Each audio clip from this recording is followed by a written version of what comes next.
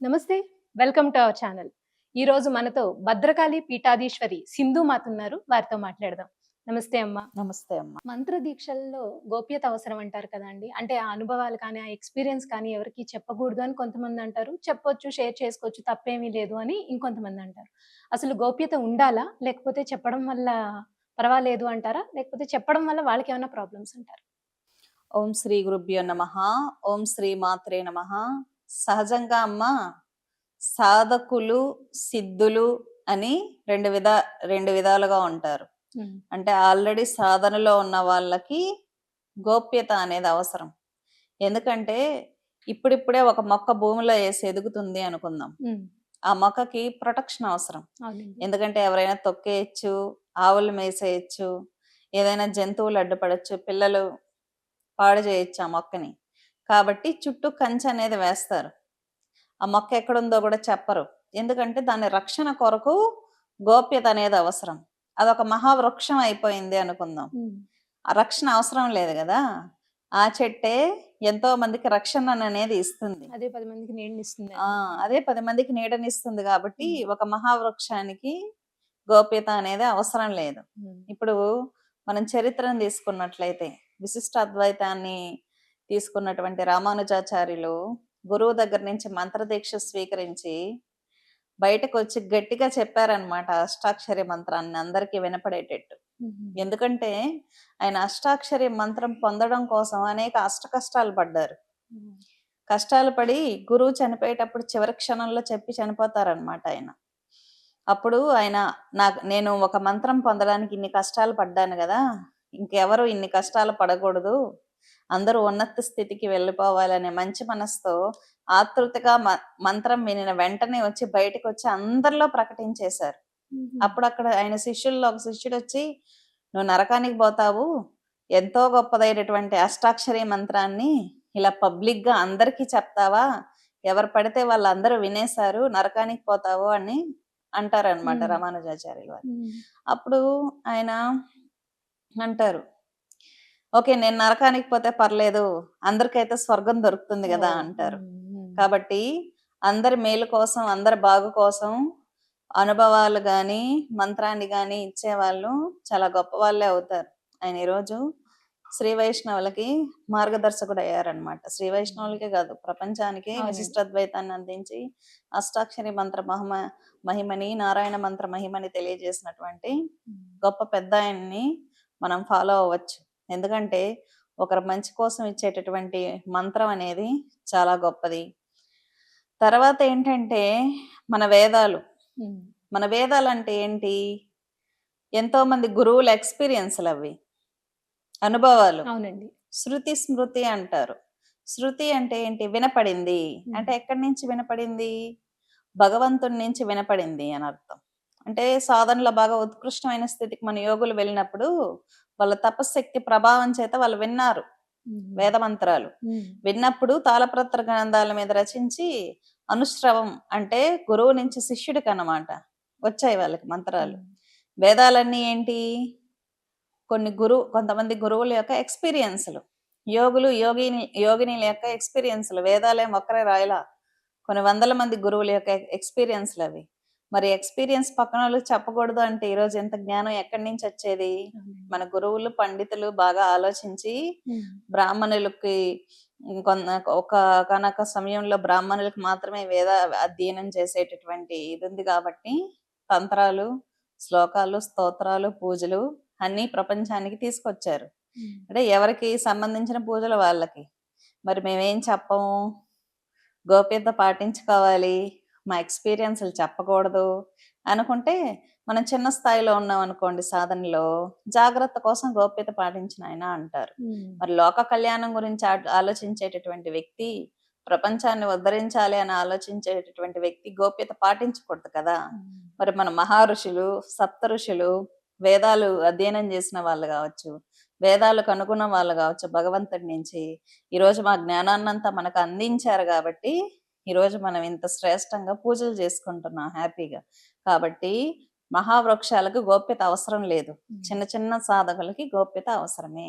అమ్మ ఈ మధ్య మీరొక ఇంటర్వ్యూలో మీ భర్తని కాలభైరవునిగా చెప్పారు. హ్మ్. అంటే చాలా మంది అడిగేది ఏంటంటే, హ్మ్. భర్తని భగవంతునితో పోలుస్తారా? భగవంతుడు వేరు, భర్త వేరు కదా! భర్తని భగవంతునితో మీరెలా పోల్చేస్తారు అని చాలా మంది డౌట్స్ అడిగారు. సో, దాని గురించి ఈ ప్రశ్న. సర్వసాధారణంగా స్త్రీని దేవతగా పూజించే ఆచారం ప్రపంచంలో ఎక్కడుంది? మన హిందూ సనాతన హిందూ ధర్మంలోని సనాతన సంస్కృతి అవునండి. సాంప్రదాయంలో మాత్రమే స్త్రీని దేవతగా పూజిస్తారు. అవును. చాలా గొప్పగా చూస్తారు. అదే అవునండి. అదర్ కంట్రీస్‌లో అనుకోండి, హ్మ్. ఆడవాళ్ళని జస్ట్ పిల్లల్ని కనే మిషన్‌లాగా వాడతారనమాట. కాటుబొమ్మలాగే చూస్తారని ఒక చెప్పొచ్చు. బొమ్మని ఎలా వాడతారో అలా హ్మ్. వాడతారు. అవునండి. స్త్రీని దేవతగా చూసే ఆచారం కేవలం మన హిందూ సనాతన సాంప్రదాయంలోనే ఉంది. సరే, ఈ సాంప్రదాయం ఎక్కడి నుంచి పుట్టుకొచ్చింది అంటే కౌలాచారం, హ్మ్. కులాచారం. హ్మ్. కులాచారంలో ఏంటంటే స్త్రీనే ప్రత్యక్షమైన దేవత అంటారు ఆగమాలలో. హ్మ్. మామూలుగా శాక్తేయ సాంప్రదాయంలో శక్తిని ఆరాధించాలి అనుకోండి. తాను శక్తిగా మారి శక్తిని ఆరాధించాల్సి ఉంటుంది. హ్మ్. చాలామంది పూజలు ఎక్కువ చేస్తే కాషాయం కట్టాలి గదా! అనే మైండ్ సెట్‌లో ఉంటారు. హ్మ్. కౌలాచారం ఏం చెప్తుందంటే, శాక్తేయం ఏందని చెప్తుందంటే, నువ్వు అమ్మవారికి పూజ చేయాలి అంటే, ఫస్ట్ నువ్వు అమ్మవారిలాగా మారాలి. అంటే హ్మ్. ఆమెకు నచ్చినట్టు చీర కట్టుకోవాలి. పంచమాంగల్యాలు అంటారు. హ్మ్. అంటే పెళ్ళైన స్త్రీ ధరించాల్సిన ధరించాల్సి. పంచమాంగల్యాలు మనం ధరించాలి. హ్మ్. తర్వాత పెళ్లి కాని వాళ్ళనుకుందాం. చక్కగా సాంప్రదాయపరమైనటువంటి వస్త్రాలను ధరించాలి. అమ్మవారికి చాలా ఇష్టం. ఆడవాళ్ళు బాగా నిండుగా గాజులేసుకొని, బొట్టు పెట్టుకొని, హ్మ్. కాటుక ధరించి, హ్యాపీగా నవ్వుతూ పూజ చేస్తే అమ్మవారు చాలా సాటిస్ఫై అవుతుంది. హ్మ్. పూజలు చేసే వాళ్ళందరూ కాషాయం కట్టుకోవాలని ఎక్కడా రూల్ లేదు. అవునండి. అమ్మవారికి పూజ చేసేవాళ్ళు హ్యాపీగా పట్టు చీరలు కట్టుకోవచ్చు. హ్మ్. శ్రీ మహాలక్ష్మి పూజ ఎలా చేస్తామమ్మా? హ్మ్. ఎలా పడితే అలా కూర్చుంటే అమ్మవారొస్తుందా? లేదండి.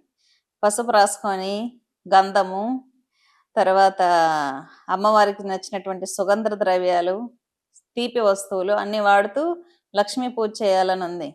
కాబట్టి సన్యాసం తీసుకున్న వాళ్ళు లాగా మనమేం మారిపోవాల్సిన అవసరం ఏం లేదు. హ్మ్. ఎందుకంటే అమ్మవారిని ఆరాధించుకోవాలంటే ఫస్ట్ మనం అమ్మవారిలాగా మారాలి. అమ్మవారిని ఇంప్రెస్ చేసుకోవాలి గదా! హ్మ్. మనం గూడా చక్కగా చీర కట్టుకొని, పట్టు చీరలు కట్టుకొని, అలంకరించుకొని కూర్చొని పూజ చేసుకుంటే అమ్మవారు చాలా హ్యాపీగా ఫీల్ అవుతుంది. హ్మ్. కాబట్టి భర్తని భగవంతుడిగా పూజించే ఆచారం ఎక్కడుంది అంటే, మన సనాతన సాంప్రదాయంలోనే ఉంది. హ్మ్. ఏ ఇప్పుడు ఆడవాళ్ళని మాత్రమే దేవతగా దేవత. పూజించాలా, హ్మ్. మగవాళ్ళని గూడా దేవుడుగా హ్మ్. పూజించాలి అనుంది. హ్మ్. ఎందుకంటే ఇప్పుడు మన పెళ్ళిళ్ళు తీసుకున్నప్పుడు, మామ కన్యాదానం చేసేటప్పుడు ఏం జేస్తారు? అల్లుడు కాళ్ళు కడుగుతారు కదా అండి. అల్లుడి కాళ్ళు కడుగుతారు. హ్మ్. ఎందుకు? మహావిష్ణు స్వరూపమైన అవును. నీకు, మహాలక్ష్మి స్వరూపమైన నా హ్మ్. నా కూతుర్ని కూతురినిస్తున్నాను. దానం హ్మ్. ఇస్తున్నాను, హ్మ్. కన్యాదానం అని. హ్మ్. అంటే ఏంటి మహావిష్ణువు అయిపోతారా? హ్మ్. కాదు గదా! కాదండి. హ్మ్. భావన. హ్మ్. మహావిష్ణు స్వరూపంలో భావించుకొని కన్యాదానం చేసినట్లు భావిస్తారు. హ్మ్. ఎందుకంటే, మన సనాతన సాంప్రదాయంలో కన్యా పూజుంది. హ్మ్. సువాసిని పూజుంది. అవునండి. అంటే ఇప్పుడు మనం దుర్గా నవరాత్రులు చేసుకుంటాం. హ్మ్. లలిత ఆరాధన చేసుకుంటాం. సువాసిని స్త్రీలను పిలుస్తాం. ఆళ్ళ కాళ్ళు కడుగుతాం. పసుపు, కుంకుమ ఇస్తాం. అంత మాత్రాన ఆమె పరాశక్తి అయిపోతుందా? కానీ అనుకోవాలి. భావన. ఆమె హ్మ్. పరాశక్తి రూపంగా భావించి, మనం అక్కడ అమ్మవారి ఆవాహనై సంతృప్తి పడుతుందని భావించి, మనం వాళ్ళకి ఆ పూజ చేస్తాం. అమ్మవారు సంతోషపడాలని. మరి స్త్రీలను పూజించే ఆచారం ఎక్కడుంది? హిందూ సనాతన సంస్కృతిలో ఉంది. హ్మ్. పతియే ప్రత్యక్ష దైవం అంటారు. హ్మ్. అంటే ప్రతియే ప్రత్యక్ష దైవం అనే ఆచారం ఎక్కడుంది? మన మన సంప్రదాయంలోనే ఉంది. సంప్రదాయంలోనే ఉంది. హ్మ్. ఇప్పుడు మనం దత్తాత్రేయ చరిత్రను తీసుకున్నట్లయితే, ఒక స్త్రీ వచ్చి దత్తాత్రేయుని ఉపదేశం అడుగుతుంది. హ్మ్. ఆయన చెప్తాడు, "ఎందుకమ్మా ప్రశాంతంగా నీ భర్తనికి సేవ చేసుకో. అవునండి. నీ పిల్లల్ని నువ్వు చూసుకో. హ్మ్. నీకెందుకు మంత్రదీక్ష? నీ పాతివ్రత్య మహిమ వల్లే నువ్వు చాలా ఉన్నత స్థాయికెళ్తావు" అంటే ఆమె వదలలేదనమాట. హ్మ్. తర్వాత చెప్తారు, "పతియే ప్రత్యక్ష దైవం. నీ భర్తకు నువ్వు బాగా చక్కగా అన్ని ఉపచారాలు చేసుకుంటే చాలు. నువ్వు చాలా ఉన్నత స్థితికి వెళ్ళినట్టే" అని. ఇప్పుడు సతీ సావిత్రి ఉంది. ఆమె ఏమి మంత్ర జపం చేయలా. ఆమె యొక్క పాతివ్రత్య మహిమ వల్ల ఆమె యముడిని కూడా అడ్డుకోగలిగిందనమాట. హ్మ్. కాబట్టి పతిని ప్రత్యక్ష దైవంగా కొలిచే ఆచారం కౌలాచారంలో ఉంటుంది. హ్మ్. కౌల మార్గంలో దీక్షలు చేసేవాళ్ళుంటారు. కౌల మార్గంలో దీక్ష చేసేవాళ్ళేంటంటే, భర్తని భగవంతుడిగా చూస్తారు. భార్యని శక్తిగా చూస్తారన్నమాట. అంటే భర్త వచ్చి స్వామివారి ఉపదేశం తీసుకొని ఉంటారు. హ్మ్. భార్య అమ్మవారి ఉపదేశం తీసుకొని ఉంటుంది. కాబట్టి ప్రత్యక్షంగా ఉన్నటువంటి స్త్రీయే ఆయనకి శక్తి అవుతుంది. ప్రత్యక్షంగా ఉన్నటువంటి పురుషుడే మనోపాసన దేవతగా చూసుకుంటూ ఉంటాం. ఇది కౌలాచారంలో శాక్తేయ సంప్రదాయానికి చెందినటువంటి భావనలు ఇవన్నీ. ఇప్పుడు మీరాబాయి ఉంది. కృష్ణుడిని ప్రేమతో చూసింది, భర్తగా అని భావించింది. ఓకేనా? కాబట్టి ఆమెది పిచ్చి అని మనం అనలేం. అది భావనలో ఉన్నత స్థితి అన్నమాట. కాబట్టి మన భక్తిని క్యాలిక్యులేట్ చేయలేం. కాబట్టి భర్తని కాలభైరవ స్వరూపంలో చూడడంలో ఏం తప్పులేదు. తప్పే ఉంది. అది మన సనాతన సంస్కృతిలో ఉన్నదే కదా. సో అయితే మంత్ర దీక్షలలో ఎవరు కొంతమంది గోప్యత తీసుకోవాలి, కానీ లోక కళ్యాణార్థం చేసే మంత్ర దీక్షల్లో గోప్యత అవసరం లేదు అని చాలా చక్కగా వివరించారమ్మా. ధన్యవాదాలు.